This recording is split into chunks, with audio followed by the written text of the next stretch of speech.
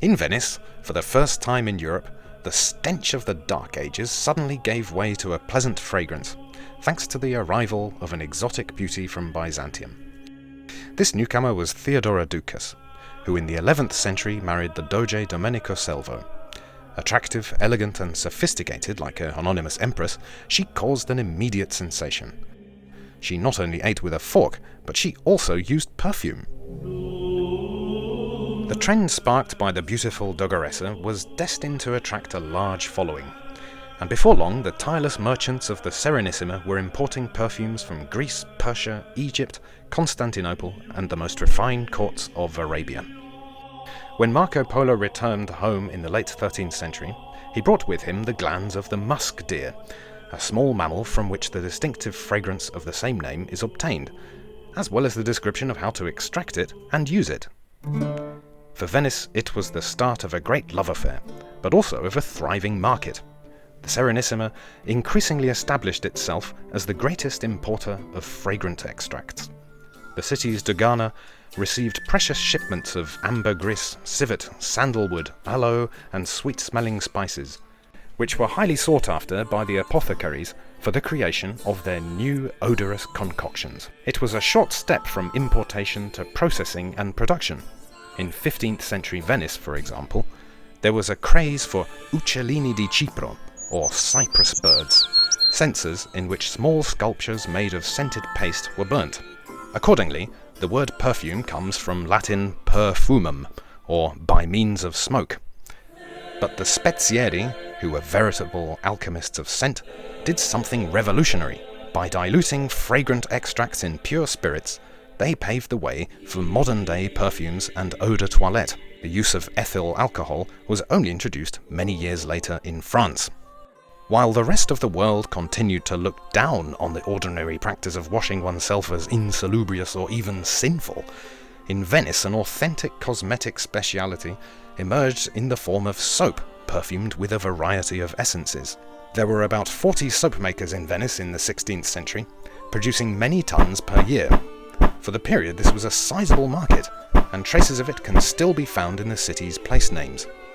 And yet, having obtained the secret, it was Marseille that treacherously went on to assume the paternity of soap. During the Renaissance, perfumes reached their triumph. Venice became the biggest producer of luxury goods, including soaps, perfumes, and rouges.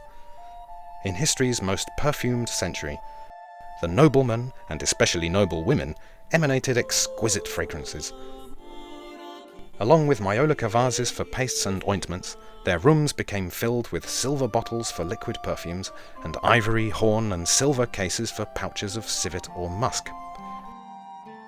Even rosaries were made with perfumed pastes.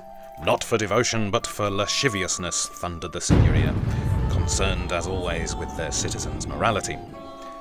But the ladies turned a deaf ear, and rushed out to buy anything endowed with a fragrance. Not only the precious essences offered by traders of perfumes, musks, and spices, but also perfumed shoes, gloves, caps, and even coins. For Venice, the Renaissance was an age of cosmetics. Women let their hair go blonde in the sun, wearing crownless hats but with a broad brim, so as to protect their faces, which had to remain purest white.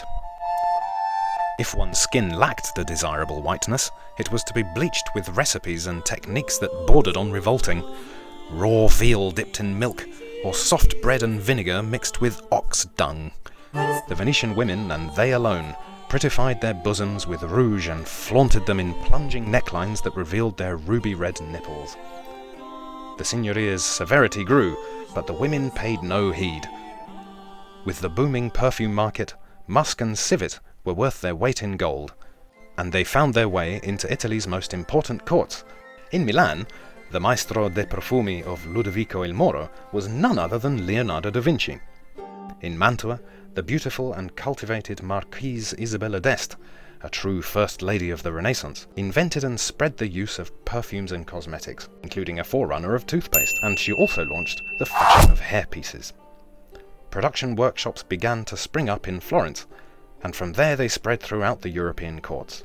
Here again this development is owed to a charming young lady. Catherine de' Medici, who in 1533 married the future King of France. When she moved to the French court, she took her trusted perfumer Renato Bianco with her, along with the formulas of the monks of Santa Maria Novella. France was enthusiastic, and Renato became René le Florentin, the progenitor of French perfumes. Italy and France competed in creativity and quality. 50 years later, while visiting Venice, Catherine's fourth son, King Henry III of France, visited the atelier of Maestro Domenico Ventura, a perfumer in the Merceria at the Sign of the Lily, and he spent 1,125 scudi on musk. For the time, it was a staggering sum. Unsurprisingly, Ventura served the majority of Europe's sovereigns and princes, because in his atelier he kept rare things of the world. Venice was also ahead of the times in other more disputable aspects, such as counterfeiting. Tommaso Garzoni wrote about the phenomenon, citing those who did not hesitate to falsify every kind of odour and fragrance in 1,000 ways and means. Perfumers' ateliers increasingly resembled alchemists' caverns, where, instead of the philosopher's stone, the quest was to discover and invent new aromas for ladies and gentlemen. Each had his own formulas, which were naturally veiled in secrecy. However, since the Venetians were already acquainted with the mysterious art of publicity, these secrets were rendered public and competitive with an unscrupulous communication strategy in books and pamphlets. Indeed, a great buzz was generated around a booklet published in 1555, titled The Famed Secrets of the Perfume Arts. It contained 300 recipes dedicated to personal grooming, from cosmetics to scents. The entire female universe was explored, from hair dye to face cream, from toothpaste to breath fresheners, but above all, perfumes in every form, solid, liquid, oily and powdered, to fragrance everything from the body to clothes and even gloves. Then there were the ingredients: musk, civet, spice bush resin, aloes wood, Ceylon cinnamon, orange blossom and Damascus roses, ambergris, as well as flower and fruit extracts. The same ingredients also perfumed the Venetian Republic during the century of its lavish decline, the 1700s. This was the century in which great noses such as Casanova's sniffed the air to follow the sweet-scented trail of an amorous escapade.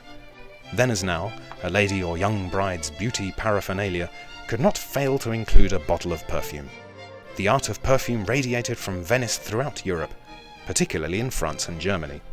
Evidence of the sciences, arts and craftsmanship in the long Venetian tradition can be found everywhere. It is no coincidence that in 1709 the grandsons of the Venetian perfumer Caterina Gennari, the brothers Giovanni Maria and Giovanni Battista Farina, created their Eau de Cologne inspired by the 17th century Aqua Mirabilis of Gianpaolo Feminis, which, however, was intended for drinking. The long history of the town of Grasse led it to become the town of perfumers, with a flourishing production of floral and fruit essences that were so dear to the beautiful but ill-fated Queen Marie Antoinette. Then, alas, Napoleon arrived in 1797, and France took over everything from Venice to supremacy in perfumes. It was the beginning of the modern era of fragrances. Gradually, the great international and Italian designer names were established, along with the thousands of perfumes that today pleasure our noses, offering relief from modernity's olfactory insults. However, in all these myriad fragrances, whether ancient, modern, classical or futuristic, there will always be some age-old molecule pertaining to the great Venetian history of perfumes.